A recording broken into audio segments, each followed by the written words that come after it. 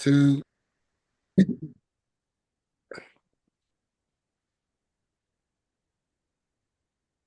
Hello there, and welcome back to another great segment on my YouTube channel.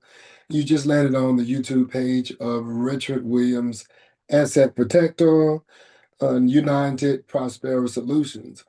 Today, we are gathered here together with a good dear friend of mine. We've been friends for a long time, even back in Atlanta, and since then, we both left Atlanta and moved to different parts of the world, from the West Coast from the East Coast myself to the West Coast, and of course, my friend who is still in on the East Coast, but from Georgia to the northern parts, the Big Apple in New Jersey, and he's really doing some big things there and making a difference in the community at large. We're gonna get more into that in just a minute. But I am honored to have my good friend on today. His name is Mr. Jason Bunkley. Jason Bunkley currently serves as a program director at the Asylum Shelter in New York City, New York. And he's also a newly elected official as a commissioner. So he's now to be labeled as Commissioner Jason Bunkley. And he is commissioned over the LGBTQ Advisory Commission in the city of Newark. Hello, Jason. Welcome. How are you today? Good evening. I'm phenomenal, brother. I'm Awesome. phenomenal. Thank you for having me. Thank you for coming on. Glad that you could make it. We want to get right into it. Today we're going to be talking, as you work with before we get into the Q&A, I know that you work with homeless people, and tell us exactly what all that entails, what you do in the community. Great question. So since I've been and working in social services slash homelessness, I've had the opportunity to um, work closely with that population to be able to basically be able to assist them into getting into shelter, working with a provider, case manager to get their to get a plan, independent living plan created, and connect them to numerous resources that will eliminate or eradicate homelessness for them, and also set them on the path of building a great future for themselves. Whether it's definitely having permanent housing, um, having connected to sometimes resources surrounding substance abuse, mental health, even family reunification. So a number of things that can come into play when we talk about helping the homeless population uh, within our city. So I've been very grateful that been very boots on the ground and constant engagement with the constituents of the community that's experiencing homelessness Okay. here in Newark and also in back in New York City. New York City. So you wearing multiple hats, so to speak. Yes. Okay. Okay. All right. That's a good thing, and thank you for all that you do in the community. And we need more and more community activists, and especially black activists and male activists that serves as models and role models, constituents, and showing how things, are to be done and helping with that population of homeless people. Now, you told me a lot about what you do, but tell me a little bit about yourself and how you got exposed to, first of all, and got started with homelessness. I mean, was it a passion or did one thing just kind of lead to another? Uh, wow. So when I left Atlanta in 2018, I sought out just to be able to I left Atlanta to come to New York City to be able to expand my horizons because I've always loved the city of New York and New York City and all that it has to offer.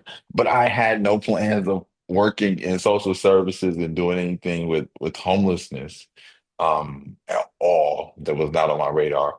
But luckily, as I was seeking permanent employment, so let me just take a step back. So part of my journey, and that has allowed me to have success in this space is because me coming to Atlanta, I mean, coming from Atlanta to New York, I experienced my own, uh, I experienced homelessness myself. Excuse me. Right. So, so that was eye-opening, very cultivating, and very progressive for me, to say the least. Right. And so that's how I started. I started out having my own homelessness experience. And while homeless, uh, actually was assisting. I landed my first full-time job in a homeless shelter while being homeless. Mhm. So while helping people every day, I was also dealing with my own homeless factor as well. So it was a very dual situation, and but very progressive, very humbling, and purifying experience, so so when I sit down to talk to people, it's not because of something that, oh, this is a job or a career path. This is something that I live in terms of lived experience and how I was able to matriculate homelessness of my own Mhm. and to come into permanent housing and then be able to moving up the ranks, landing a job, and then move into leadership capacity. So definitely been a journey, one that I couldn't have planned, but I give God all the praise and glory for ordering my steps. So basically, it's sort of like that was an inspiration to you to one, to get yourself out of perpetual homelessness state and an inspiration to others, towards others. So you have I guess, a heartfelt experience on your own where you had to deal with that. And so when you were in homelessness, in that state of homelessness, and I like to think of homelessness as a state of mind and not permanency. And I think that some Mm. people have a can-do mentality while others have that mentality that, well, I'm nothing, I'm nobody, this is who I am, this is my resolve, and you are able to not only get yourself out of it, but to show it. And now that you're showing up every day to help people in this situation get out of homelessness and to find refuge. Which brings me to my next question. How do you see homelessness intersecting with the issues of sexuality and identity as we talk about homelessness and sexuality, is which really what this topic of discussion is? Where do you see the intersection at? Well, where I see the intersection at for dealing with homelessness and sexuality, with working in homelessness, no matter what people's sexual preference is or what sexuality is for them, we all need somewhere that we can call home, no matter what our sexuality is, right? But also in this day and time, we have our community, our society has grown, and I think it's also important that we have created within side of sheltering or providing services to those experiencing homelessness to provide safe spaces for those individuals who may identify as LGBTQ, and what does that look like for them when they go into a homeless shelter. So I've had a lot of experience with dealing with the LGBT, but also like those who may be transgender. How and just having a place that um, is safe for them, and also being able to ensure that my staff or my team that I work, the people that I work with are LGBT sensitive and being able to understand this community and be able to properly service them when they're brought into any location that I may be over or may be working with. So it's a very important thing, but it does play a part, and I think it's very important for us to be aware of those things. So now you are in a regional capacity, which means when you talk about those outfits that you are over, how many wards or whatever you call them, how many homeless shelters or people are you responsible for personally that direct reports to you? So I work in the city of New York. I am a program director for a migrant shelter. Mhm. And I oversee about almost right now about 100, well, capacity of 114, but about I got about 80 people, 80 residents within my shelter that I'm over or that I direct. Okay. Now,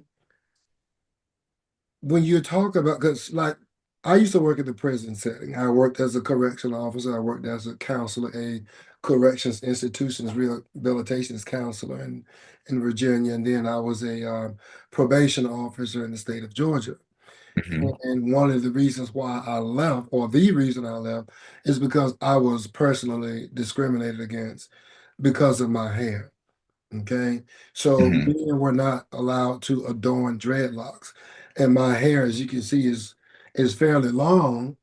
And it was pretty much about the length that it is now, maybe a little shorter. So it took me years. So I grew my hair for almost 10 years before they decided to terminate me. Right. I was with the Hmm. department for 11 years. So I know firsthand what it feels like to be discriminated on, and I know that it had to do with race and sex, right? They just didn't want to allow that. Now, whereas in California, where I live at today, that wouldn't have been an issue, and if it would have been, then I could see myself cashing in a check, capitalizing on probably 3 or 4 or 5 million dollars.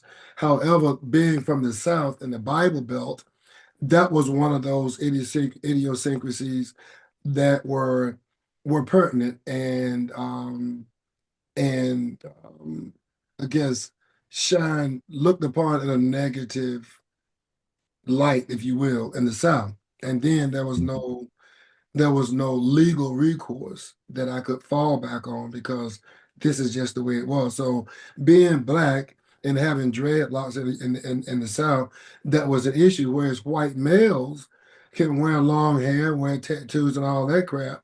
But it's no secret that race has been an issue. There's no secret that sexuality has been a topic of discrimination, as well as age, as well as a lot of things, as well as some people who are overweight. So these are things that people are discriminated upon. So I know firsthand what it feels like to be discriminated upon. Now, with that being said, when a person decides to come in, so let's say John Doe decides to come into the asylum shelter, seeking refuge from homelessness, right? Seeking, um, food and shelter, resources, programming, and things of that nature. Because remember, homelessness is a state of mind. You know, we all, most Hmm. of us, in fact, all of us, it doesn't matter if you own your home that you live in or if you are renting. If you live in the United States, you're homeless, you don't own anything. Because once you finish paying for the home, you pay the mortgage off. Now you got the deed. You own the house, you own the deed, but you don't own the home, you don't own the land because you always have to pay taxes. And if you don't pay the taxes, then guess what? Then you'll lose that home, right? Right. So you don't really own anything anyway. That's why I like to say Right. that it's a state of it's a state of mind, not a state of being. But when these individuals come into a shelter, right, is there some process that they go through? For example, if Johnny is homosexual or bisexual, as opposed to someone who is not, how do you rank them to know how to place them? And is there any identity situations that causes uproars and uprises of fights and injury all the way up to death in the homes? Or have you experienced anything like that? I can't say that I have experienced anything of that magnitude, but the one thing I can say about New York City, there is a diversity. Um, there's diversity in terms of shelter location. So you have shelters for males, females, of course, migrants. You have shelters for those who are HIV. You have shelters for those who are mental health diagnosed. You have shelters that are probably for those who are substance users.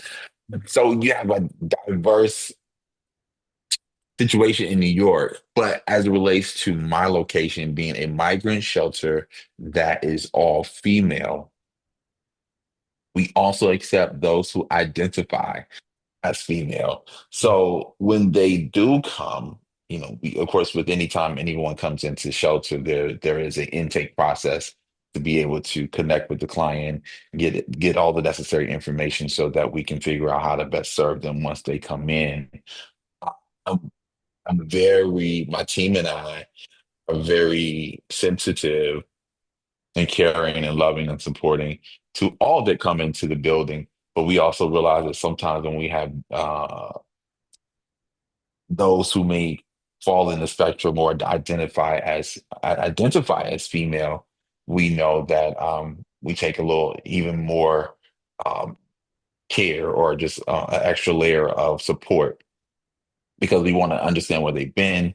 We want to understand like what has happened to them. Some people may have been in other shelters. If they identify as female, they could have been in a male shelter and they could have had some very traumatic experiences being in another environment, or they could have been in another female shelter and they had some very traumatic experience in another female shelter. So feel like when they get to my location, I've been given the opportunity to impact them in the most phenomenal way possible and ensuring that they can receive the support while understanding their structure in our location, but we want to be able to support them in the best way possible. And I think like, and of course where I am, being that my location is in Staten Island, uh, when I got there, I started making wanted to create linkages and connect to other resources within the community that I can begin to lean on to be able to assist when they come into the building. So knowing out what programs, the housing programs that may be specifically for LGBTQ, what other resources in the community that I can connect with.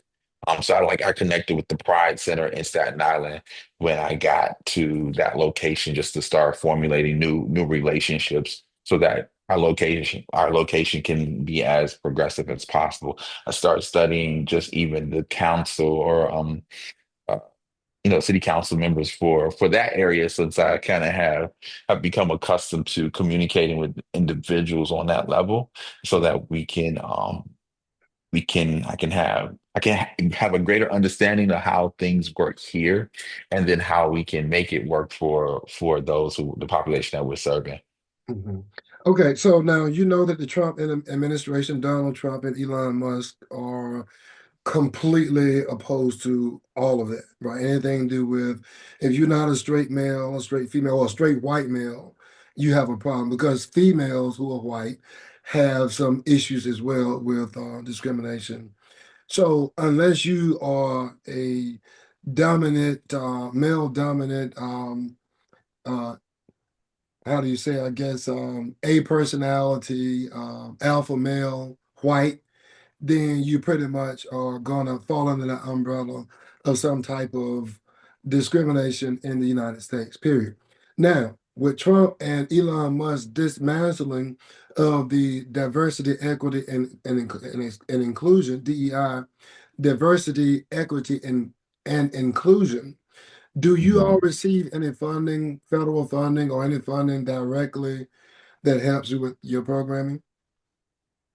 I'm sure that we probably do, right? I'm sure that we do it in terms of the organization, and I wouldn't be able to speak to what funds exactly that the organization that I'm currently with receives. But I know that for sure that there are multiple resources that the city or that cities receive in support of in terms of um, dollars that are created for eradicating homelessness and also, I know that there was dollars that were designated for migrant shelters. So I'm sure that we are a recipient of probably multiple maybe pots of money to run the shelters in New York City. Okay. Okay. So, in your opinion, how have societal biases or lack of compassion impacted the way homeless individuals are treated, particularly those in marginalized groups? Hmm. Within the shelter system, or Well, when I'm saying thinking of marginalized groups, I'm thinking other groups that are elite groups or majority groups. Let's just say regular people, for example. Let's just say straight white males in your area.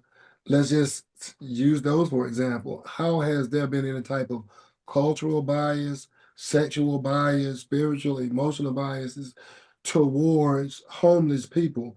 And the compassion. So are these people who are straight people, are they compassionate, or are they saying put them all in a pit and douse them with gasoline and burn them up? Have you seen what has been your experience from one end of the spectrum to the other? I've experienced more people who have been very supportive. Um, supportive of being able to help those who are experiencing homelessness and those who are also maybe who are LGBTQ, LGBTQ plus experiencing homelessness. And then of course you do have some people who are on the other side of the spectrum, um, who may have their, not so nice words, or they Hmm. see things through another lens Hmm. that is not as um, progressive, I Okay. would say. And you engage those individuals, and whatever it is that you need to say to them, and you leave them there.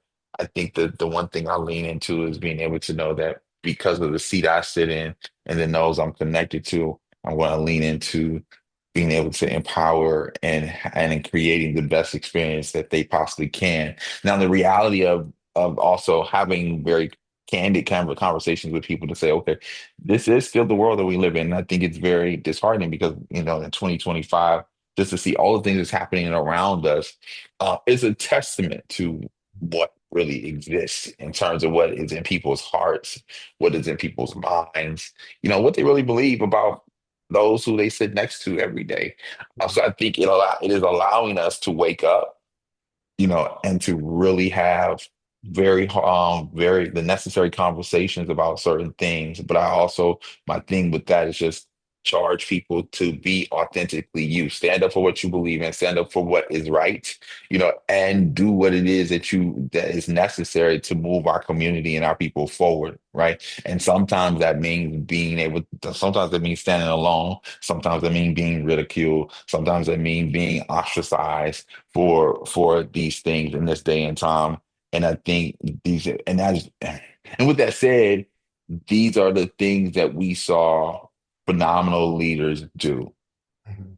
and that has allowed us or helped moved us forward as a community. So, the Martin Luther King, Malcolm X, um, even so many names that are not as notable as some of those names, but have been key individuals within our communities that have allowed us to move us forward, whose shoulders we stand on. So I think that we just have to continue to be vigilant. I think, we are definitely in a place of where we're playing chess and not checkers. Mhm. And I think that sometimes, too, we uh we pick the wrong hill to die on, or pick the wrong battles. And I think that in this space and time, we may have to rethink some of our allies.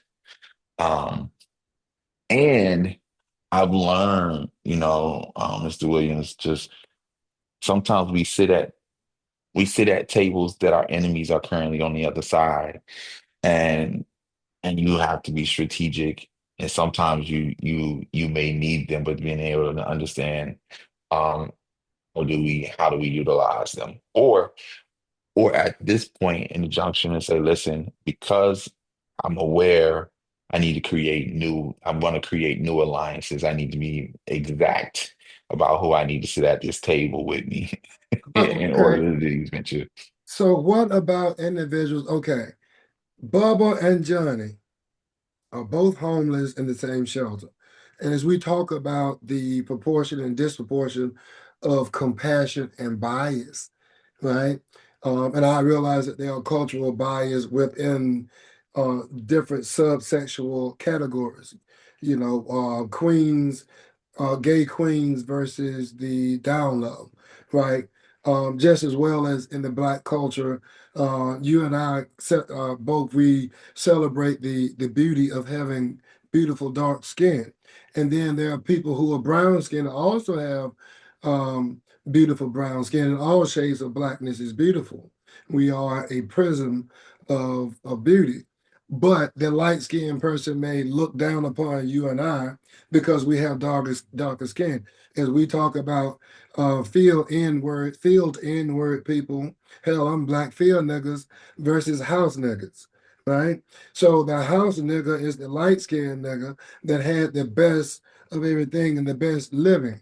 And I decided to take that N word out because white people don't have a problem calling me a nigga. And I know that nigga is not negative. It is Nigga, never ignorant, gaining great accomplishments. So we're not negative people. When people throw us lemons, we learn to turn that into lemonade and find the nut in Right. the fruit of it.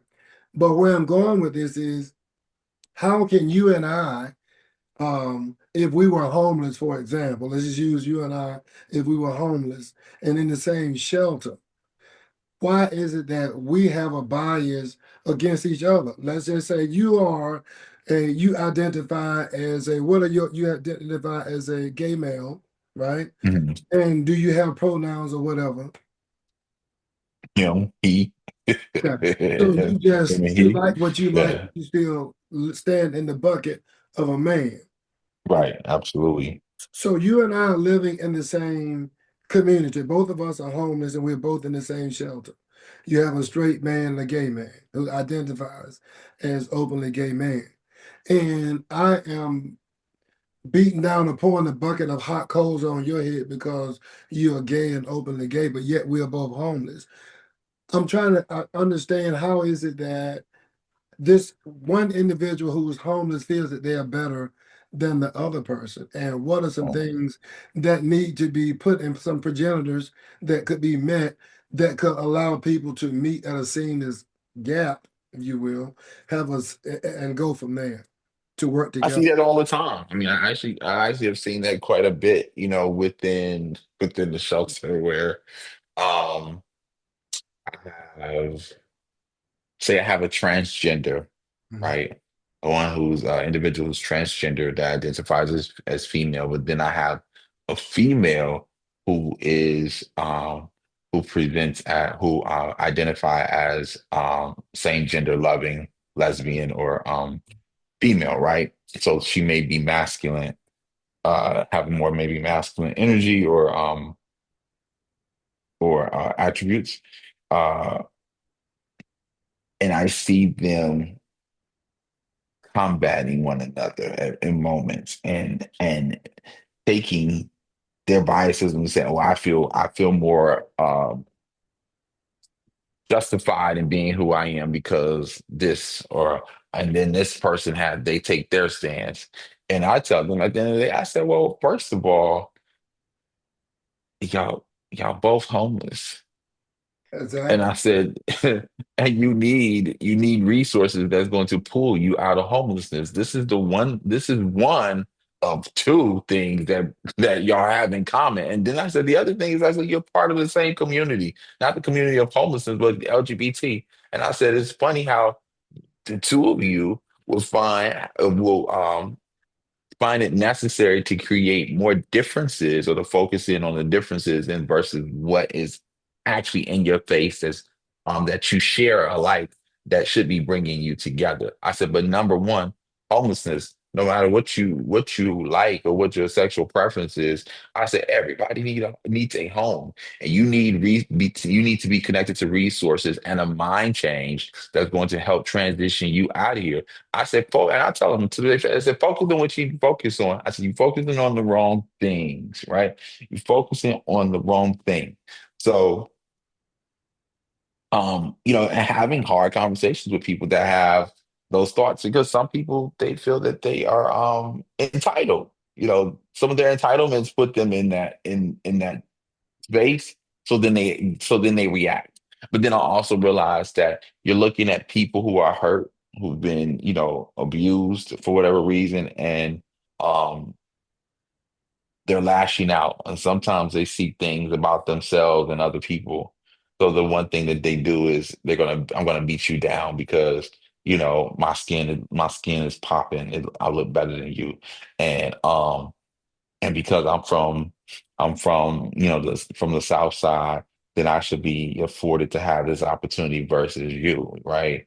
Um, and so you start to see all these things, but then you really have to, sometimes you have to pop people back in place. You have to give them an adjustment or give them a wake up call, with that, and to be able to say, hey, listen, this won't be tolerated here, and then this is going to be our journey of how we're going to get here, and a lot of times, when you have conversations with people and you're able to call things out, many times.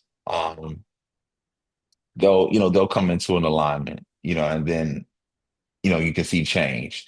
Um, but I think it's being able to make people aware of where they are. And it's like you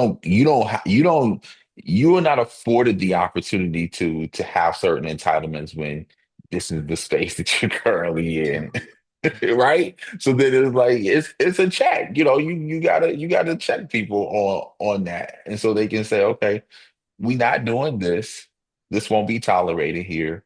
And neither is that attitude or the negativity, derogatory energy. It won't be celebrated here. So now this is your opportunity to get your life together. You have a group of people here who are going to help you step by step put these things in order. And even once you get these things in order, that still is never acceptable, Mhm. right? For you to mishandle people, mistreat them based on the color of their skin, based on their sexuality, based on the length of their hair, Right. or or any of those things based on their size.